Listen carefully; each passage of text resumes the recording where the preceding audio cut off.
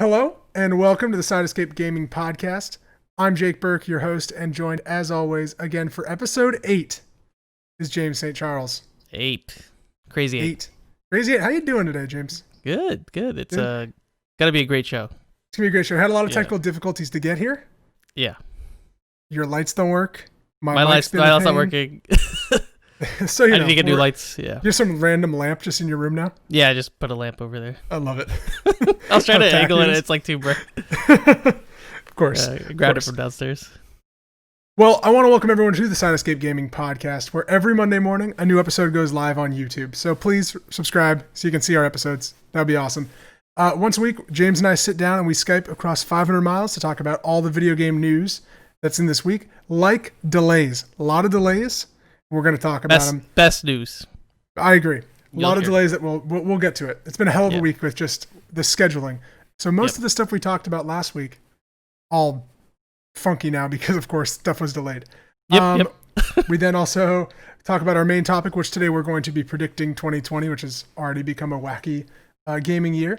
And then at the end of every episode, we do our one game at a time into the Side Escape best games of all time top 20 list that we've been doing.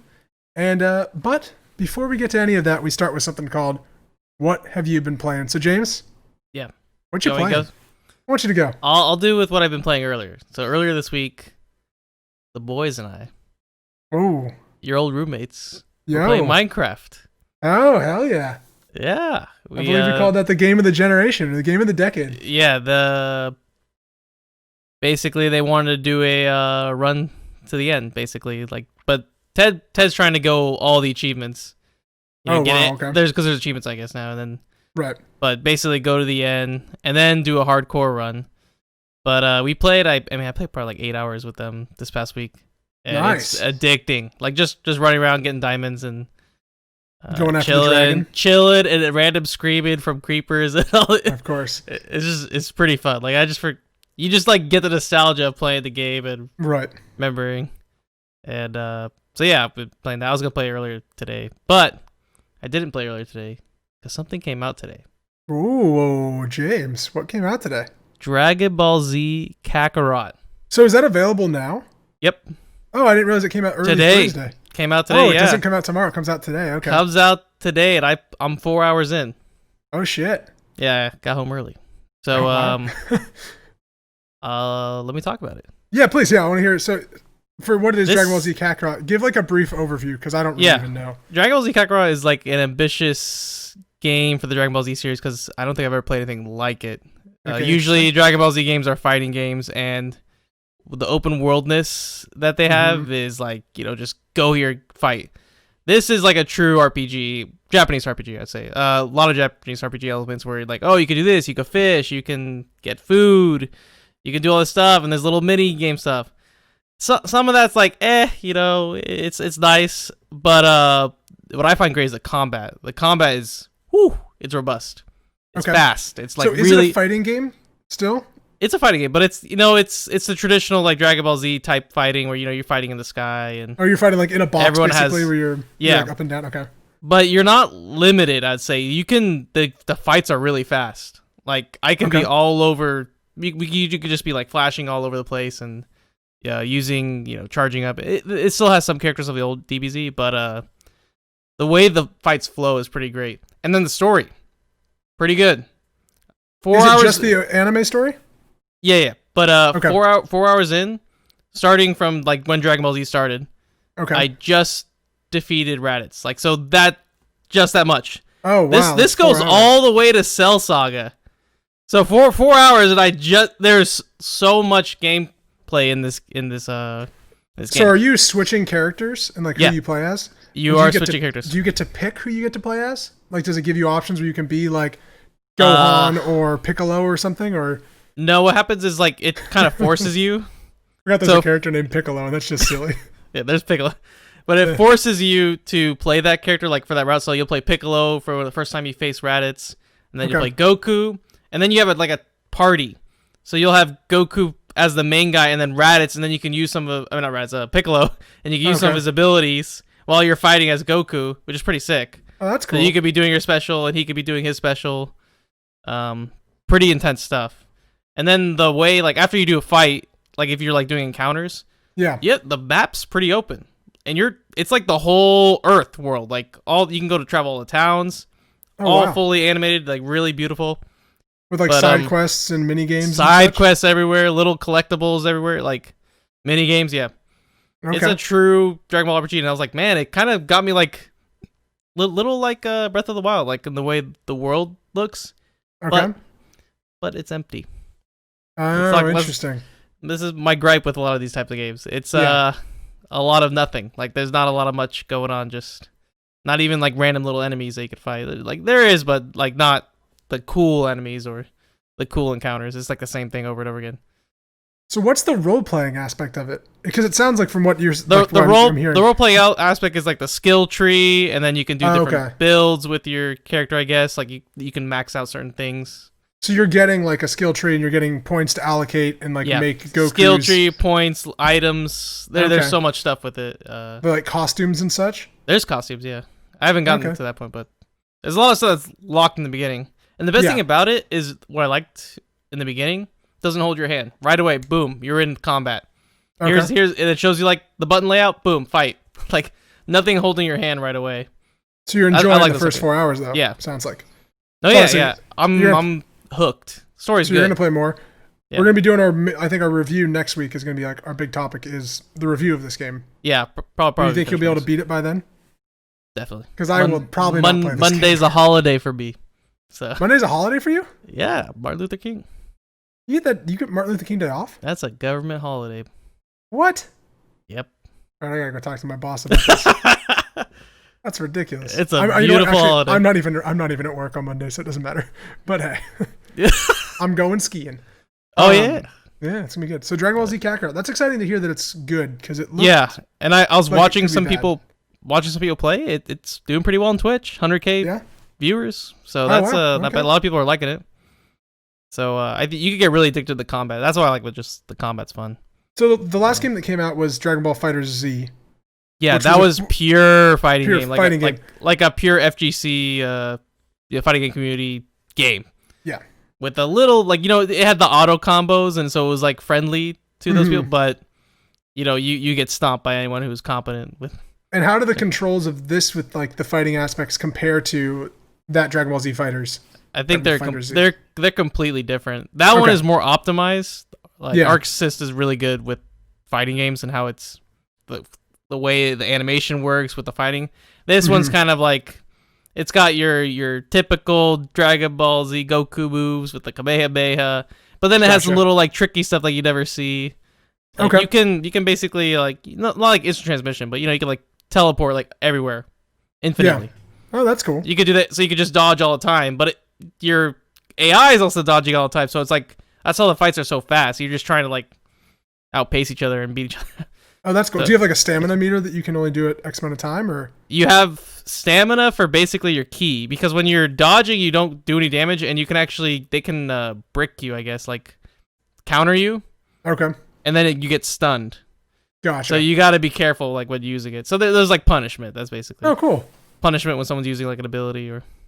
Do you recommend it for someone who doesn't know Dragon Ball Z well? No. This is not like a friendly story. It's really cutting off most of the story. That's what I was curious about. It's like boom, go here, boom, go here. Oh, you're fighting. Like okay. So, but it's it's to someone who knows the story, it's like it's fine because it'd be boring if it's like how it was in the series. Right. Okay. So, but still 4 hours. Like there was not that much in the beginning. Like in the beginning it was kind of just like, oh hey, Goku and Gohan going around cooking. Cooking. Have you done the driving school bit yet? I saw that like they do Piccolo and Goku do the driving school. When is that in the series? I don't know. I don't remember it in the series at all. It is in the series, but I don't remember what it is. No, was Vegeta with them at that time? It might be around the Android arc. I only remember the androids because Trunks is fucking awesome. I think it's around the Android coolest arc. Character in the world. And then Krillin also in this fell in love with the girl android, and he wished Android her to be real, and then married her, and it's super freaking weird. And that just always was so odd. Okay. Do you have anything else you've been playing? Because I think we'll talk a whole lot more about Kakarot next week. Only 2. Only 2? Yeah. So I've been playing. What I really like about this kind of time of year when there's nothing new out. I mean, obviously Kakarot came out, but that I want to play. I kind of go back and dive into stuff that I've missed from previous years. Mm-hmm. And I am playing a certified banger. In this game, Hellblade: Senua's Sacrifice by Ninja Theory. Right? Do you know anything about it? I've seen some stuff about it. I don't know like the general story. I've just seen how good it is. The really, I think for me, unique part of this game is that it literally, the first credits you see in the game is the mental health advisor. He is the first name that you see. They have like a neuro, and I've researched this dude, Paul Fletcher, and he is a neurologist that's like on staff with them to like, basically your character, Senua, is going on this like kind of stereotypical mission of like delivering this person to the underworld and like trying to free the soul. And but your character's like kind of crazy, and you are hearing voices like of like people talking to me like, oh, she shouldn't go back. Like she should go back. Why is she doing this? Like, and then one girl's basically like voice is giving it like a exposition. The other like smaller voices are like kind of like telling you where to go almost, but like in an interesting way. And your protagonist is basically mentally unstable.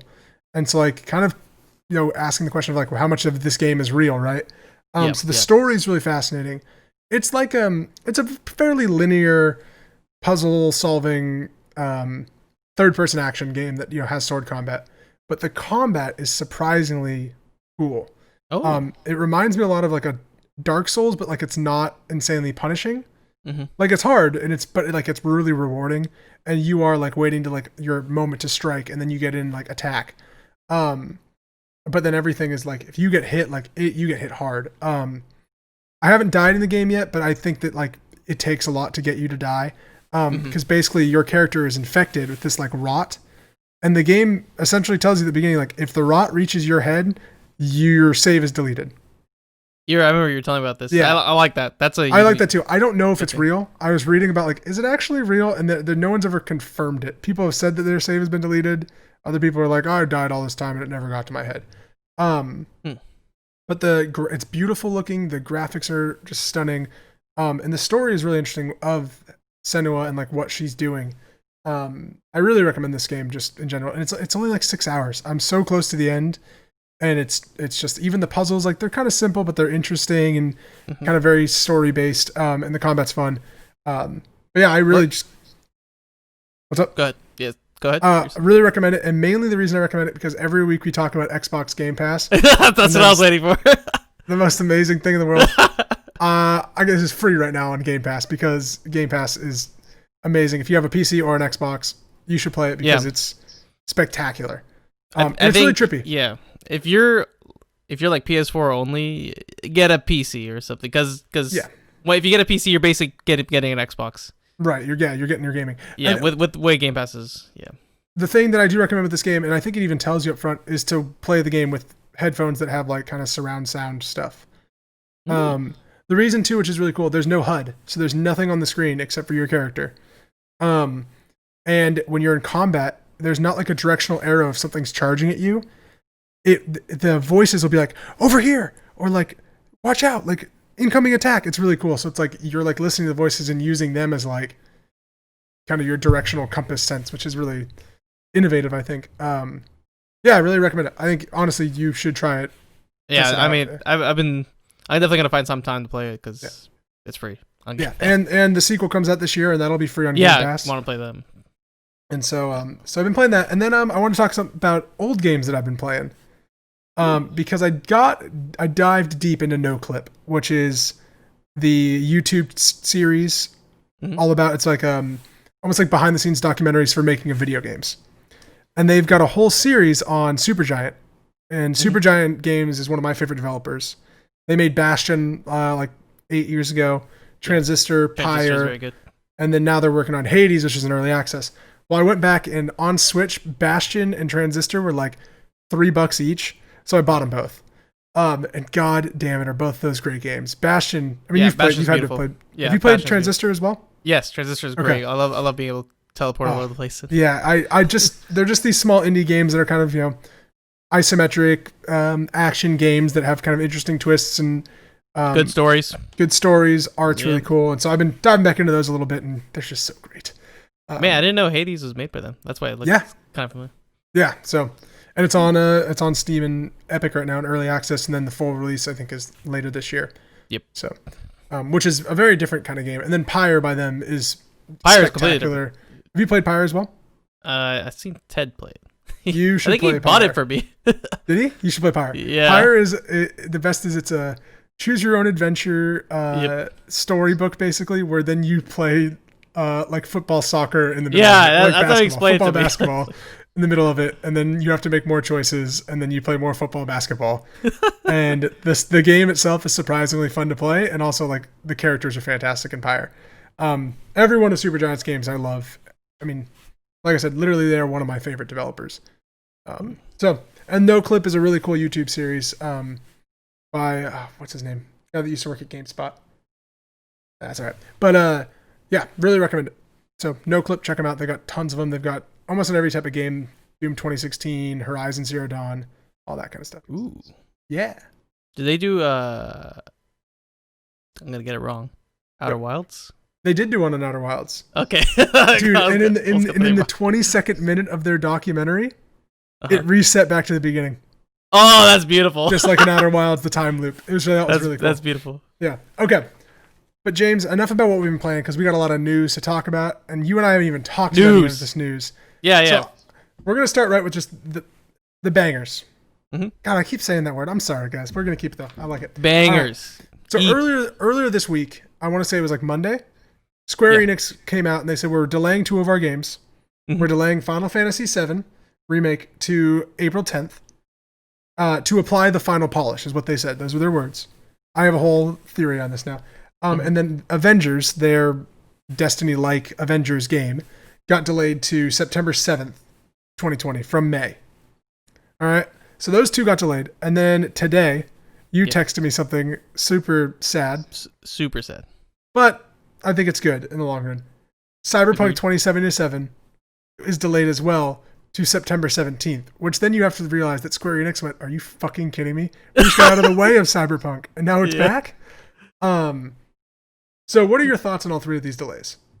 I think 2 of them work in Square Enix's favor. The 7, that's like a minor delay, I feel like. It's like... I'm a little nervous about that. That's a small delay. Like, I feel like it might get another delay. That being said, the demo, I feel like, was supposed to come out this month, so it's probably going to come out next month.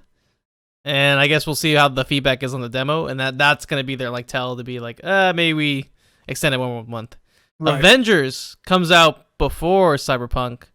I think people would play it 10 days before. Like you could probably. I'm going to play that game. So I want to try it out. I think it's not going to hurt it. That being said, after Cyberpunk comes out, it's going to probably dip in sales, but they could always change the release if they wanted. So that's something that we gotta talk about. I love that companies are doing this. Yes, this is not uncommon for CD Projekt Red though, because they delayed Witcher 3. I think they've delayed almost every Witcher game. Really? I was reading something like they've delayed every time they usually push back their release date. So I think how I'm looking at it, the Final Fantasy VII one kind of worries me because I think that means the game is not in good shape at all right now. And that they had to because they pushed it out of their fiscal year. When's their fiscal year? Their fiscal year ends in March. Or it starts a new fiscal year in April. So they moved a game out of their fiscal year. Like that shifts their especially is that like a COBID business fiscal year? That's right. It's not like our business fiscal year is like in October. Our contract year though ends in February. Yeah, interesting. But they did push it. So that worries me a little bit. I think it's going to be fine, but I think the game was in some serious trouble to be like, no, we got to delay this. Like, parts of it must not have been playable because there was so many. We've only really seen the beginning. We have not seen a lot. Well, we know that there's more than this one part. But this is just part 1 of whatever this game is. Yeah, but like we've only been shown like the really like first hour. We've only ever seen the first boss battle of gameplay. They've never shown any gameplay past that. Yep. I think it's going to be, like I said, I think it's my most anticipated game this year because I want to see, is it actually, like, I'm sure it's going to be good, but like, how good is it? Mm-hmm. Avengers, I think, is great. Give as much time to that team because I think that they need it. Yep. And I would agree the same thing with Cyberpunk. If you told me 2021 I had to wait, sure. Make that game as good as possible. I know how CD Projekt Red works, and it sounds like it's basically done, and they're doing like their super sweep of play testing, bug checking, anything that's not working, like that. They're really strict about like how things work. They don't want to do any of these day one patch things. Yeah. And then I wish I would have put the statement that they put out on Twitter from it, because in that they talked about the game's been fully playable for like months now. Yep. So like they're just cleaning that game and making it a 10 rather than an 8 kind of thing. Yeah. So what's your take on delaying games? I like it. So I like it for certain reasons. I think honestly, Cyberpunk getting out of April right now, I think is the best thing that it could have done in general, because April is so stacked and just crowded as hell. Especially with Final Fantasy then moving into that. They looked at it as like, okay, we can move out of here and no one's going to be too mad. For Cyberpunk and games that I'm really excited for, delay them because I want them to be as good as possible. When Naughty Dog made The Last of Us, they delayed it like a month and a half.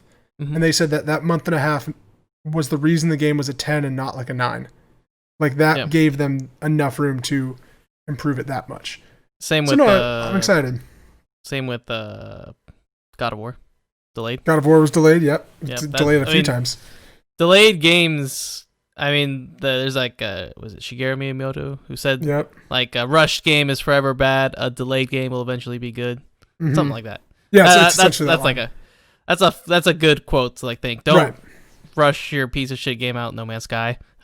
Just take some time to polish it. Well, yeah, and that game eventually became really good. Like people love that game, but it's too late. Like, yeah, exactly. I'll talk about it later for predictions, but I have another one. I think we talked about it before, but it's one of those things where you're tarnishing the original game and everyone's going to remember that. Right. Well, I think like the interesting thing with Avengers is we really don't know what that is. Like they've told us that like, here's what it's going to be. We've seen it in action. We've seen the trailer. We've seen slight gameplay chunks, and people have played single player gameplay chunks. Okay. But like the crux of the game is supposed to be like you and your buddies all get to go be Avengers together and fight whatever. They've never shown that. No, that could be a real issue, right? So I'm wondering if obviously we haven't seen it because stuff wasn't working properly. Yeah, and they thought it was going to come out in May.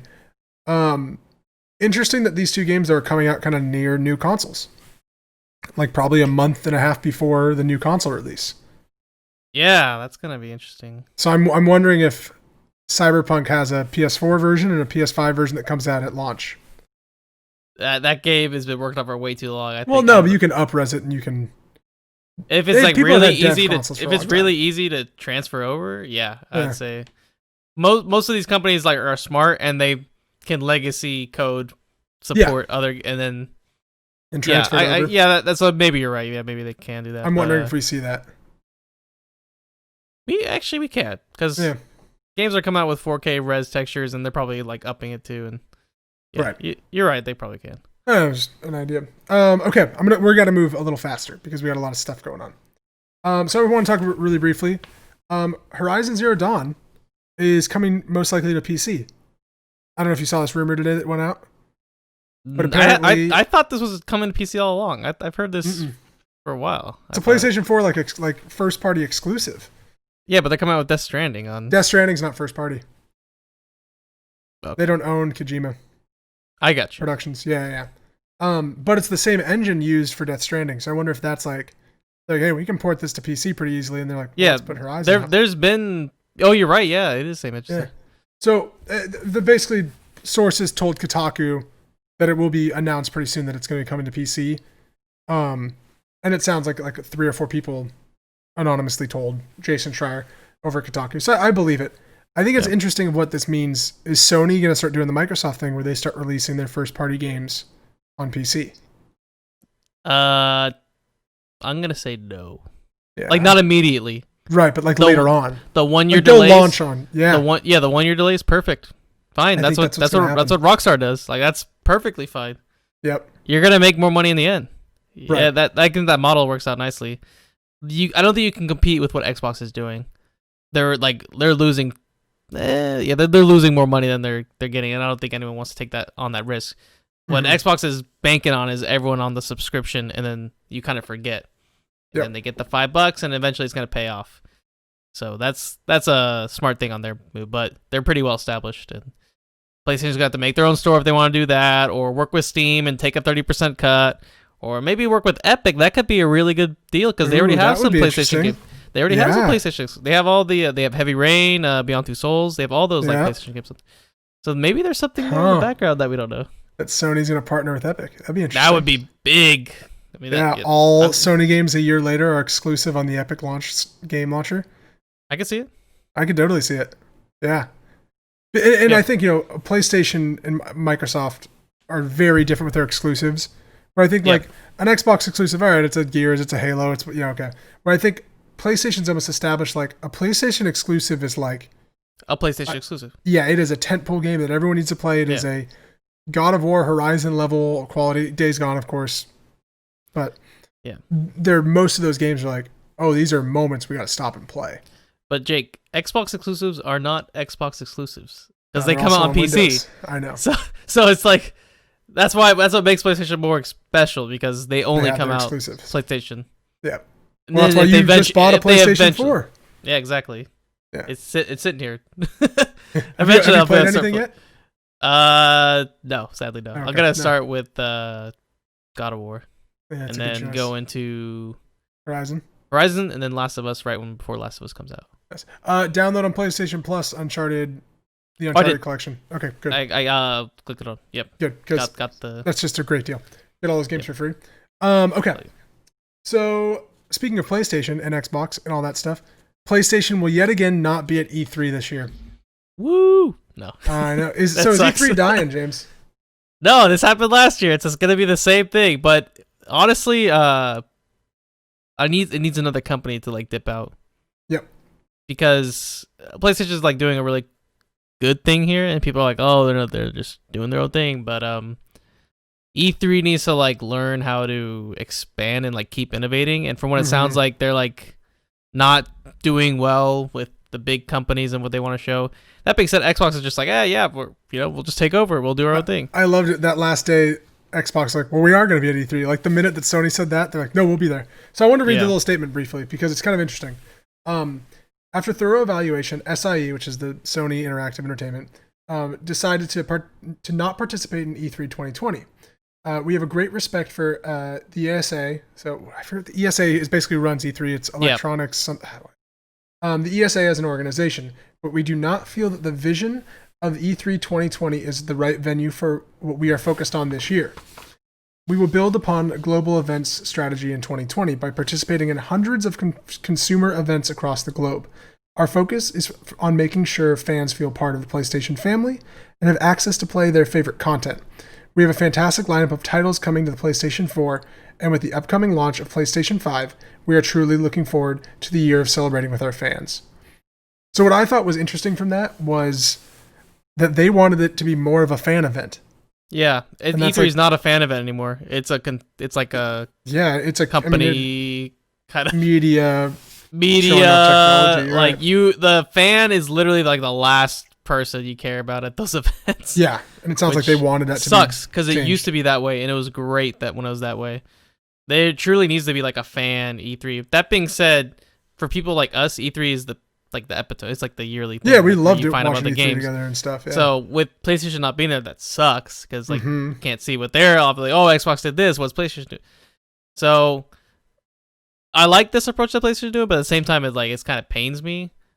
Yeah, but that's I get where they're coming from. They are trying to do different things. I hope these consumer events are like they show some good stuff out of it. Because last year when they didn't show up at E3, kind of like they did nothing. Honestly, it was like they just really didn't show much. They didn't have much to show though. That's what worries me. Is like, do they not have any more? I think they have a ton to show at a PlayStation Live, like PlayStation 5 launch event, but they're not gonna give that to E3. Like they know that they can do that event on their own. Yeah, I mean, but Xbox has their own events as well and does E3. It's like I don't get that. Yeah. And then Xbox shows up to the Game Awards and does stuff, and like it's interesting. But think about when we used to watch PlayStation E3s. They're like hit after hit, right? It's like shown. No, yeah, like they were great. We watched the Xbox ones, and it's like Xbox used to be awful. Yeah, well, it's like, oh, they got Keanu Reeves. This is awesome for Cyberpunk, and then it's like Next, we're gonna show you, some ridiculously terrible looking art indie game that like it's just awkward. Like, what is this game? And then, we're gonna go down live and show you that like 3 WWE guys are about to play Gears of War 5, but then not show you that at all. We're just gonna let you know that they are there. Yeah. So Xbox has a weird cadence to their E3s that I think. Yeah, but they show a good amount. Whereas yes, they do.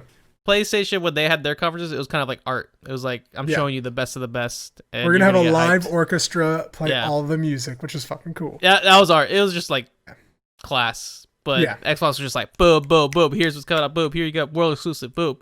Yeah. Yeah. So, it's they're different approaches. And then Nintendo's just like, off in the corner doing something. And speaking of Nintendo, James, let's go to the last news story of the day. Yeah. The newest character to Super Smash Bros. Was announced. Yeah. Did you see this? Yeah, I did see this. Did you watch the video at all? A little bit of it. I liked the ending of it. The ending was good. Talk about that. Yeah, that was great. So it begins with Sakurai. It was awesome. He's talking to everybody. He's like, okay, for our last character, before they revealed it, is very secret. Most people at Nintendo don't even know what we're about to announce. And you're like, oh my God, this is going to be like earth-shattering, like Master Chief or something crazy, right? And he's like, okay. And then it shows Fire Emblem. And I was like, this is amazing. It's just another Fire Emblem character. That being said, Byleth from Three Houses is the character, like your protagonist from Three Houses, which is a great game. Recommend everybody play it. He or she is the character. The character actually looks really fun to use. Really unique. Yeah. That being said, there's now 8 Fire Emblem characters in Super Smash Bros. Yep. And 7 of them have swords. Oh, that's cool. They are so similar. Yeah. So they announced that, but the other things that they announced with, besides Byleth, I used to call him Blythe, but I guess that's not how you say his name. That he comes out, or she comes out the 28th of January alongside a bunch of new Mii costumes for characters. Yep. Most importantly, Cuphead. That was the best part. There's a Cuphead, and it comes with the Cuphead song, which is awesome. It looks great. And I think a while back, there was like a fan thing of like how it could be included into Smash. Mm-hmm. And it looks like they use like almost the exact same similar moves and everything. And it looks like he has a gun, like his finger snapping. Yeah. It's using like Mii character things, but with, with the finger guns and but it's looks great. And then I saw like the Cuphead games like were announcing like, glad they got the opportunity to work on this. Yeah. Huge. Yeah. Another Xbox though that's coming over. Very interesting. I'm a little disappointed that it's not just a character, that it's a costume, but I think it gets the point across. Yeah. And then they also showed Altair from Assassin's Creed, an Altair costume. So that was pretty cool. Mm-hmm. And then they announced that we're not done getting fighters. We're getting more fighters next year and the year after. They announced the next Fighter Pass. 6 new characters will be in the game before the end of 2021. I like what they're doing. Me too. This is like a really fun thing for Smash. Just continued support. Yeah. I'm very excited about what's coming next. I mean, Smash is just such an amazing game. Yeah. And do you have any of the character packs or? Yeah, you buy a character pack and then it comes with okay. Yeah, so you buy it same like Street Fighter. Yep. Street Fighter does the same thing, and I'll get Tekken doesn't do it. And then I'll get all 6 of them again because I love Smash Bros. And it's a big party game in my life. So, very excited. But I'm very excited to see who they have next because I think we'll get a lot third-party representation again. And I really think we're going to get Minecraft Steve and the Doom guy. Oh, yeah. And wait. You're going to get Steve. Oh, wait. Can you? Yeah, maybe totally. Not. Doom guy? I think you can get Doom guy. Dude, we got Banjo freaking Kazooie in Smash. Anything is possible. We got Joker from Persona. Joker's not even on a Nintendo platform. Is there any rated M characters in Smash? Yeah, well, yes, Metal Gear. Snake. You're right. Snake has a little move where he chokes people out. Yes, Snake is. You're right. I think okay. Yeah, I don't know. And Bayonetta's basically M-rated because like there's just grotesque nudity on her. You're right. Yeah, but I don't think she's actually M-rated. I think it's teen, but I think it's teen. But definitely Metal Gear was definitely rated M. I think so. Yeah, right. At some Metal Gear's rated M. Oh, yeah, I know the new one is Phantom Pain. Yeah, Phantom Pain is definitely. And probably what was the zombie one that looked real bad? We don't talk about Metal Gear Survive. We don't talk. No, it's a real game. That's not Metal Gear. Can't forget it. All right, James. I think it's time for the big topic. The main topic. The main topic. Go time. 2020 predictions. I don't know. How did you break it up? Because I did kind of like 5 Xbox, 4 Xbox, 5 PlayStation, Nintendo, and then I had third party. I kind of just all over the place. Okay, perfect. Yeah, just no real order for me. Okay. Do you want to start with one of yours and I'll kind of jump around into mine? Yeah. Okay. So are we going just in any like category or just like stuff that's not been announced or stuff that's been announced? Or? Let's talk about PlayStation first. Do you have some PlayStation ones? That I think that are coming out or like that I know that are going to be? Yeah, or just any predictions for PlayStation. I think well, PlayStation 4, PlayStation 5. Either or. The brand of PlayStation. Brand of PlayStation. I was going more on PC, but yeah, you go first. I'll start with PlayStation. Yeah. All right. The sequel to Horizon Zero Dawn will be announced. It'll be called like Horizon Zero Night or something. And it will be a launch title for PlayStation 5 in November. I like it. It launches with the system. I have a few about just the reveal event. Mm-hmm. I'll just do my reveal event ones. Spider-Man 2 will be shown at the PlayStation 5 reveal event and given a 2021 date. Okay. And the end of the reveal event ends with a God of War 2 teaser trailer. I don't believe that one. Oh, I do. No way. There will be no date. There will be no context of what the story is. But we will see Kratos and we will see like an older Atreus. I know there's going to be another God of War, but there's like, it's too soon. I think you just show that it's being made. Okay. Yeah. I mean, you know it's going to take 5 years, so it's, but it's, you need more time. Yeah, maybe. So it's using the same engine? I don't know. It could be 2022. You're right. It could be. I think we see like a small something. And then the last one. PlayStation buys the developer Remedy, adds them to their first-party studios, and they announce the sequel to Control. And it will be exclusively. Why do you think they're going to buy that? There's been rumors of them in cahoots and talking, and people thought that Control was going to be a PlayStation exclusive, like second party. And it wasn't. So I think that they are looking to buy Remedy. I don't know. It's just it's kind of a I feel like Xbox throws more money than PlayStation. I don't know, on that but front. people like to work with PlayStation. I think more. Insomniac is now. I agree. Like if you were a studio, like independent one that was going to be purchased, I'd like to be purchased by PlayStation versus Xbox. Me too. All right, give me some of your PC ones. I don't know. I have some broad ones as well. PC ones. So this is going to be from console to PC. That's basically what I was thinking. Okay. Yeah. You're going to see more Nintendo games coming to PC. Octopath Traveler was one that came recently. Okay. I think you're going to get your very first Mario. You think a Mario game is coming to PC? You're insane. You're going to have... Well, you are insane. So they've been doing this for a while. Xbox has been putting Nintendo, like their games on Nintendo, like a lot. Yeah. And the relationship was supposed to go both ways. Like they were supposed to get some stuff on their consoles. I think they're gonna like ask for a Mario. James, I will cut off my pinky if you call this one right.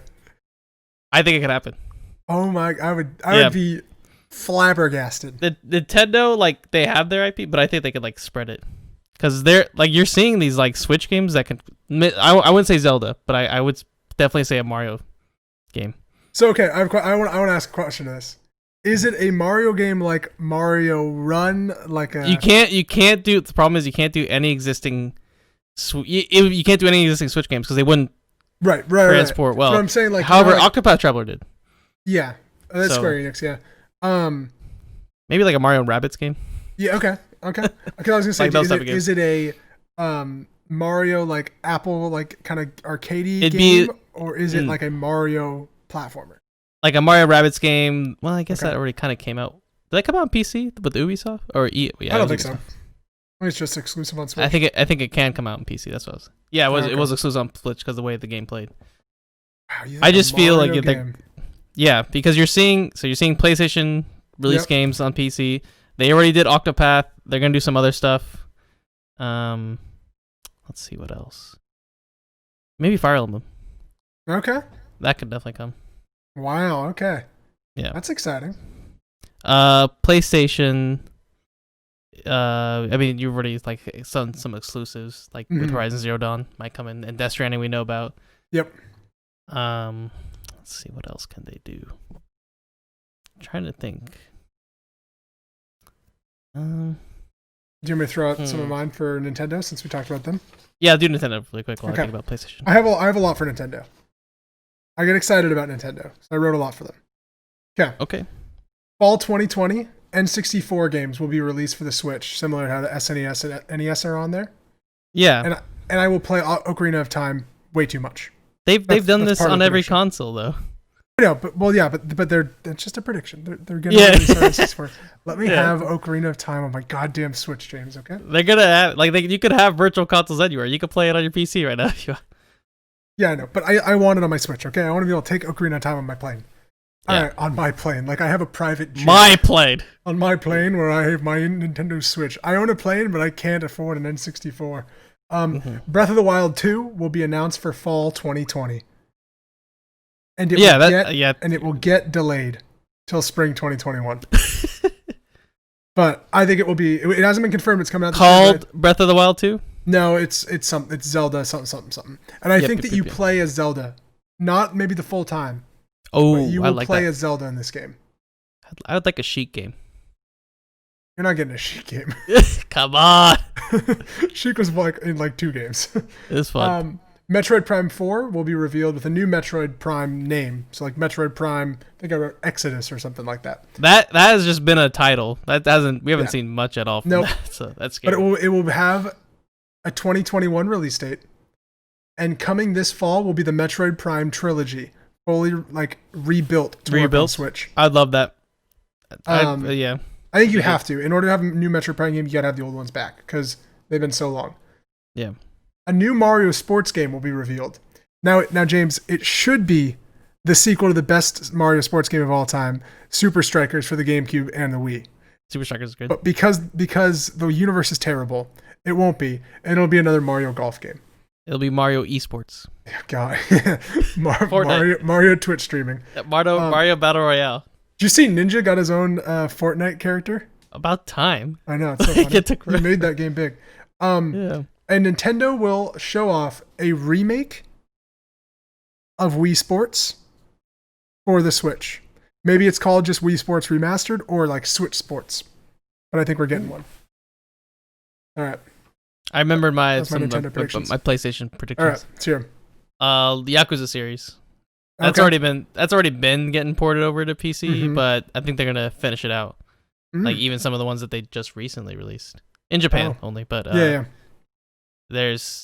so they finished up the 2. They're gonna do 3, 4, 5, 6. Okay, and what's the new one's called? Like a Dragon or something? Yeah, they're not even Yeah, it's like a different Yakuza story. Yeah, now, but those are some of my favorite games. Really fun. Recommend them. I know. I need to play one of them. You said to play 0, right? That's the one you recommend. 0, 1, 2. Okay. You can go 1. They came out in order of 1 through 6, then 0. Yeah. But if you play 0 first, everything makes more sense. Okay. Yeah, but you can play 1 first if you want. Yeah. And that's a beat 'em up style kind of really fun interactions. Whereas a new Yakuza game is kind of turn based and man, it looks like Persona. Yeah, it looks weird. Not for Yakuza. It's a beat 'em up game to me. Interesting. Are you gonna play Persona 5 this year? Now that all these delays are coming out? I don't know. It's so long. So long. I know. I want to. I've watched someone play it. Like series wise, I've watched someone play it, and it looks great. I don't know if I'm gonna get enough out of it if I've already seen most of it. Yeah, that makes sense. It's a good. You get a visual game, but that being said, I would have liked to play it. Yeah. Maybe okay. Some of them. You have a new. What about some Xbox predictions? Do you have any Xbox predictions of stuff they're gonna release or? Oh, they're gonna release more Halo Master Chief Collection stuff for PC. Hopefully. Yeah. Yeah, too. Exactly. Hopefully. And how long it's gonna take, I don't know, because it seems like they got Reach right. I just don't know how far along they are for their other titles. Mm-hmm. Here more on Infinite, basically. Yep. I've got an Infinite prediction. Yeah. Mine's a little more in depth. They're gonna announce a ton of stuff at E3, so it's whatever, most of their like indie studios probably like have some stuff, and they're already releasing some games. Yep, on Game they've Pass. already showed on Game Pass. I think Halo Infinite will. People are kind of predicting it to be like an MMO or like a battle royale kind of thing. It is not. Yeah, It's not a battle royale. No, I think it's going to be an FPS RPG. I think they're going to rework what Halo stories are, and this will be more of like an RPG kind of thing where you are stranded on a planet and you are equipping pieces of armor and stuff to upgrade stats of Chief. That'd be fucking amazing. I think that's what I think it's going to be, something similar to that. And I think that the Flood will return. I think the Flood are going to be the main bad guys of this. And I think there is a Battle Royale mode in multiplayer similar to Call of Duty Blackout. Yeah, that's how I was thinking it was going to be, like a Blackout type thing. Yeah. I didn't think it was just going to be Battle Royale game. That would be stupid, but that would be really stupid. But I think it's going to be the way Call of Duty did it was great. That's exactly how you do it. Like, I think it's going to be a reinvention of Halo. Yeah.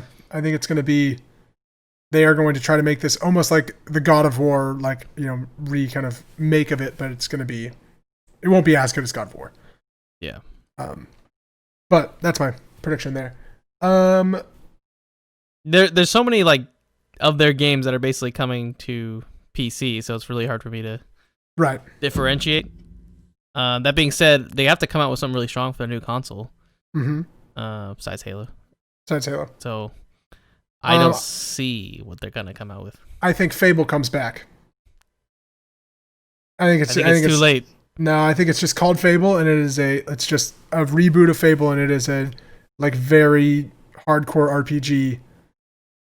Kind of like I like the old Fable, but yeah, I don't know if that's enough to get people. How about Mercenaries? That was an OG. The LucasArts game. Yeah. Never forget that was made by LucasArts. Mercenaries. Okay. Yeah. I want to go to. So I have a bunch of predictions for like third-party stuff. So what like third EA? What they're coming out? Yeah. So I have some stuff prediction-wise in there. Mm-hmm. I wrote them all down, because I got nerdy into this. EA reveals a new Star Wars game. It's not a sequel to Battlefront or the Jedi Fallen Order series. I think there's a possibility we get a Star Wars RPG. Finally. Maybe BioWare? We don't know. We'll see. Elden Ring, which, do you remember that? The George R. R. Martin From Software game? Yep, that was cool. It looked really interesting, the trailer. I think it's fully revealed at Xbox's E3. Yep. Like, it's a huge thing. And I think it's a, fantasy RPG with Dark Souls, like, boss combat. Good. I agree. That's what it looked like to me. Like, it looked like a Dark Souls homage. Yeah. Type thing. But I think my biggest prediction for 2020 is that Bethesda stops fucking it up. No, but then I went ... kind of. Ghostwire Tokyo. Do you remember that game that they reviewed? Yep. The chick that like left that company, right? Ghostwire Tokyo was canceled. They never mentioned it again. I agree. Evil Within 3 is announced by that same studio. I know, but I'm just thinking that's what it's going to be. Yeah. Starfield is announced for 2021. Deathloop will get a full gameplay reveal at E3, and it's given a fall 2020 release date. Mm-hmm. It will be delayed. And then most importantly, James, and we all lose our shit when it happens, Wolfenstein 3 is announced at their conference, and it comes out as a launch game on PS5 and Xbox Series X. And it is amazing. It's also on the other stuff too. But Wolfenstein games are always good. I want that. I want that more. What about Elder Scrolls? I don't think we hear about it because Starfield's coming out before Elder Scrolls. We know that, yeah, but so I don't think we hear about it for a long time until after Starfield comes out. I'm stoked for Starfield. Do you think they're going to talk about Fallout 76? Yeah, they'll have some added stuff. They'll never stop talking about it. Kill it. We added trees because there weren't enough trees in Fallout 76. Just because they're holding on to Fallout 76 and all this other shit, Bethesda's just going to keep taking. Oh, God, it's so bad. Ubisoft. Yes, let's see. I only have one prediction. Ubisoft does not mention Beyond Good and Evil 2 this year at all. I saw someone predicted they're like, Beyond Good and Evil 2 comes out this year. I was like, there's no fucking way. No. I don't even think they'd talk about it. Nope, I agree. Final Fantasy 16 is announced at E3 with no other information. Okay. Even to the point where they go, we're making Final Fantasy 16. Like it might just be that. Water is wet. That's it. Yep, exactly. But they will mention that they are making it. Yeah. And then here's my big prediction, James. And you're gonna say, Jake, you nuts, you crazy, you're ridiculous. James, you play Half-Life Alyx, you have a great time. Half-Life Alyx ends. Yep. And it shows maybe a glimpse of what happens at the end of Half-Life 2. And it says to be continued in Half-Life 3. No. You're getting a Half-Life 3. It's too late. It's not too late, James. They're making another Half-Life game, and people are buying $1,000 machines to play it. They're sold out. They don't have any of the writers. Like that's why Alyx is okay because they had the original story, but they have none of the writers except for the guy who left. Name was Matt. I forgot his last name. He didn't have one. I follow him on Twitter. Matt. I follow him on Twitter, but he basically is like anti-Valve now, which is kind of weird. He hates where the direction went. But he wrote a big synopsis of where he felt Half-Life the story was gonna go, what he wanted to go. It'd be like a fucking slap in the face if they copied exactly what he wanted it to be and made Half-Life 3. You're getting a Half-Life 3. I think you might get another VR Half-Life, but I think it ends with a T for Half-Life 3. Left 4 Dead 3. No, can do that. That would be awesome. But it ends and it's like, you like zombies? Portal Left 4 3? Dead 3? Maybe Half-Life 3 has Portal in it. You could do a before Portal 1. That'd be kind of cool. God, Portal's so good. Let's just play Portal. Let's just have the Portal cast. Like what Aperture was doing, when they were actually testing. You're probably one of the test subjects. That'd be so sick. That'd be kind of cool. That's such a great game. You just make that game over and over again. God, let's just keep playing Portal to the day we die. What a great game. Yeah. So do you have any other predictions, bold stuff that it's this game is going to be announced? This game will be. What do you think? Can we do the flops? Yeah. What we think is gonna flop? Yeah. So I think I had 5 questions, right? 4 questions I wrote down. So yeah, we did our dishonorable mentions. So what are the main candidates to be dishonorably mentioned at our Game of the Year 2020 podcast? Avengers. It could flop. It'd flop. People did not like that trailer. No, it doesn't look good. But we'll see more basically. So that's a strong flopper. No chance of Doom flopping. No, Doom's gonna be too settled. Did you watch that new trailer I sent you? Yeah, it was amazing. All right, viewers, listeners, if you made it this far, when the minute this ends, go watch the new Doom trailer because it is disgustingly good. Yep. That game was oh, you're right. I want to play this right now. I actually have the old one that I think I'm going to stream because I just want to play that game again. It's so fun. The way the combat works is just you in a cage with helpless enemies. You go up. Yeah. And that's how they're driving home in the trailer. It's like out of everyone, we sent you to fight up hell, basically. Have they showed his face before in previous games? No, it's always show him in the trailer. Yeah, it's like Master Chief. He's a normal white dude. Yep. Yeah, Can you imagine if Master Chief just looked at his helmet? It just he's just a normal dude. Normal dude. That's that was the prediction for a long time. Is he takes it off and he's just another guy. Normal 7-foot dude. Yep. Interesting series. All right, so I think Avengers has the strongest chance of being a flop. I also think though, if it works, that game would be amazing. If we could all go run around and play as our favorite Avengers. Yeah. I don't think 7 will flop. I'm a little nervous about 7. I don't think it'll flop though. So we gotta define flop. I think flop is it sells bad. Yeah, well, I think 7's gonna sell well, but it might not be good. When we talked about dishonorable mentions the last show, yours was Anthem. That was sold bad. Game that, Thank you for reminding me. Thank you for saying the name. Mm-hmm. Anthem. It's gonna get re-released this year. Whoa. Yep. Okay. Completely revamped. They're gonna do a No Man's Sky to it, kind of thing. Yep, exactly. With Destiny Forsaken. Okay. They're gonna relaunch Anthem, completely fixed, and it's actually gonna be good, probably.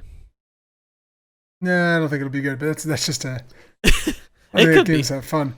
Yeah, I think right now I don't think there's a lot of games that look. It's hard to predict the dishonorable mention. Yeah. Because I think it's the one that really disappoints you. I think I could be especially with the delays. It's there's no chance, except for maybe Avengers because I don't know too much. But Cyberpunk, no chance. 7 has too much hype. Doom looks good. We know. Doom looks so good. I think Resident Evil 3 could be one that disappoints me because it's not like 2. 3 is just like 2. Is it? Yeah, it's basically just gonna be just like 2. Okay, because it looks a little more action heavy in that trailer. The Nemesis trailer. I think it's gonna be similar to 2. I'm very excited for that game. Yeah. I'm excited to get all scared and play that game. Okay, let's go through the other ones. Yes. Which system sells more units this year? The Xbox Series X or PS5? PS5. I think it's a landslide. I think it's a gross victory. Complete landslide. I don't think anyone's going to buy the Xbox. I think the Xbox One X is going to flop. Whoa. Sadly. I don't think so. I think there's a lot of Xbox fans still. The Xbox One still sold like 80-something million units. I don't get how there's still a lot of Xbox One fans. I don't either. Because like, there's not the exclusives aren't. The exclusives are the exclusives are not. And they're on PC, but yeah. How much will each console cost? 500. You think 500 each? Yep. I think PlayStation's 5's at 400. That would be smart, but historically they've been more expensive. That being said, I haven't seen any specs. 400. PS3 was more expensive. That's what. Yeah, well, PS3 was like $800, and they told you you'd get a second job to buy it, and they were kind of stupid on that one. Yeah. You're right. Yeah, but I think it's 400 and 500. The way the specs on Xbox One X compare, like it looks like it's beefier. Yeah. That being said, the way the specs work on Xbox One X, you cannot achieve the same price point on PC. You spend $1,000, you're gonna probably match what Xbox One X is putting out. So that's pretty interesting how they're doing that. Oh. I want to see if it really works out. But that's interesting. They did like the math comparison. Yeah. In terms of it, there's a chance I get both consoles this year. There's a good chance. Which I know why the Xbox One X? I think for me, like, to just like, it sounds so lazy, but like to be able to play like those games on my TV and like have like a more gaming living room centric experience. But I don't know. We'll see. We'll see how different it is and what it looks like. It's really got to do something innovative and new. I got you. Yeah. All right. And I think this is the big one. Mm-hmm. What is the best reviewed game according to Metacritic this year? Cyberpunk. So I've gone back and forth. What was the other one? Is it Cyberpunk or is it The Last of Us Part 2? I'm with you on that. It's not going to be as good as the first one. I know, but it's so good. And apparently it plays better than the first one. Like the gameplay is... I can see that. No, you can improve on so much. Yeah. I just don't know if the story is strong enough. Like they have to do some really critical things on it. Right. I think it will be Cyberpunk. Yeah. But I think there's chances that Cyberpunk is not all what we've wanted. Potential. You're right. Potential. And I think The Last of Us will be better with critics. There's only one thing I want out of Cyberpunk, and that is to see Ciri there. Like there be some Ciri side quests. Because in Witcher 3, when you go, I thought you meant like Apple Siri, like no. Hello, Siri for what? Witcher, yeah. She goes to the world. Yeah, she talks about it. She talks about it as she went to that world, and so it's like it'd be so great if you see her there. That'd be awesome. Like when you're like that. That's just a really cool thing. There's like a little Easter egg. That'd be so cool. Yep, they better do it. Like that's like one of those things where it's like, you hinted it. You better have it there. So do you think Cyberpunk has a chance of being one of the best games of all time? It could be. Yeah. Will it be with best games of all time? I don't know. Hard to say. They seem really confident, and they put so much time into this game. We've known about this game for like 7 years. Yeah. So yeah. And that company does not fall flat. No. CD Projekt Red's one of the greats. They're all heart into it, and from what it sounds like, it sounds like they're done. And but at the same time, they want it polished. They want this thing no bugs. Like they are literally trying to release the best game of all time, the perfect game, right? So we'll see. It's gonna be interesting. It's gonna be highly contested between those two, and I still think that there's stuff we don't know about this year that is gonna surprise us. I love those ones that just come out of left field, and you are just left like gobsmacked. Can you imagine if the sequel to Breath of the Wild 2 comes out this year and we have Cyberpunk, Last of Us, and Breath of the Wild 2 all in contention for Game of the Year? This is the best year of the decade for gaming. This is one of the best years for gaming in general. Yeah. New consoles and these games. Also, Ghost of Tsushima. After this last year, it better be. Yeah, right. So much stuff has been promised this year. They better not delay anything else. Keep it in the year. Holy shit. Keep it in this year's, please. Yeah, I would agree. All right, James. To wrap up the show, as always, as started about last week. Yep. Have you picked your game to pitch? What was last week's game again? Last week's game was Super Mario World. Correct. Correct. My game. Were you testing me? Was that a test? No, just so people know. Okay, people know. Okay, yeah, we'll listen. Yeah. I'm sorry. You're right. No, I'm gonna remember all the game. My game. Mm-hmm. It's one that is dear to our hearts. Oh. Minecraft. That's a top 10 game of all time. I like that. I think that's a great choice. We talked a little bit about it earlier in the game, but and we've talked about it a lot just on this show, so we don't have to. We talked about top game of the decade, so it's got to be. It's got to be on the list. I think you know what? We didn't even talk about it. You hit stuff with your fists. You make an axe, and then you go to town. The best sandbox game of all time. One of the most. I wouldn't even say profitable because probably Fortnite is more profitable, but. Yeah, it's probably sold so many copies. Everybody's played Minecraft once. That's our age. Even people in schools now use it. So I mean, people know Minecraft. Yeah. No, I think it's a great choice. So it's right now it's Super Mario World and Minecraft. Now remember, you got next. We are allowed to say you throw out some horrible game, James. Say you're like, Jake, I think Splinter Cell. Conviction should be on this list. Great. Okay. If you said Double Agent, I would have been like, okay, Splinter Cell. What's the other one? It's the one on Xbox that was really good. Whatever. But that was Double Agent. Double Agent was on Xbox. And then there's another one on that too. They were both great, but it doesn't matter. But if you throw out a game that maybe not, we can veto the other one's opinion, and we can be like, hold on, Jake, you got to really pitch me on why you think Splinter Cell should be on this list. Shadows of Tomorrow or something. I don't know. It has interesting. Doesn't matter. Not the point. Those are the two games right now on the 20 list. Thank you so much for watching and listening and joining us on the 2020 predictions episode. Next week we'll be doing a Dragon Ball Z Kakarot review by James St. Charles. Whole review. James is gonna beat it all. Are you gonna do Are you gonna do a review next week? No, not next week. I think the week or two after we'll be doing Darksiders Genesis. Oh yeah, you remember you said. I got a complicated 2 weeks ahead of me. I'm moving, so it's gonna be a little interesting. Gotcha. Yeah, so we'll be figuring out. But yes, thank you so much for listening, and please remember to subscribe and like stuff and say hi in the comments and all that jazz. And we'll see you next Monday.